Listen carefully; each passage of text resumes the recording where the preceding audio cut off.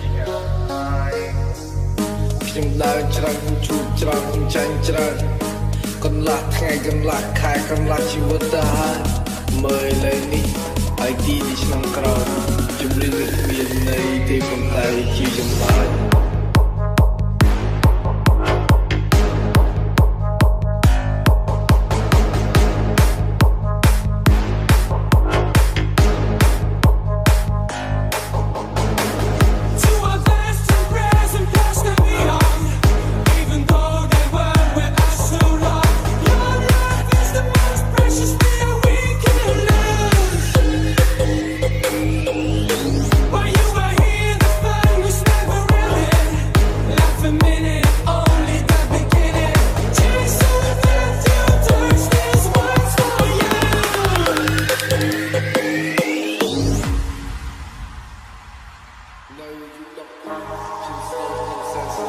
ខ្ញុំគិតពីគ្មានដែលខូចមកចង់លេងnhưngមិនចង់លយអ្នកមានគុណទាំងពីរគាត់ជឿជាក់មកលើកូនប៉ុន្តែខ្ញុំគឺលេខសូន្យមិនឯងនៅស្គីមរហូតខ្ញុំធ្លាប់រៀននៅឈប់រៀនខ្ញុំចូលរៀនគឺតបគ្នាច្បាប់ប្រៃខ្ញុំប្រើដៃបញ្ចប់រឿងដែលខ្ញុំមានខ្ញុំសើចបានឲ្យកើតវិញនៅពេលគេចង់បំពេញមិនមែនសុខក៏ហ៊ានមិនមែនគិតហើយក៏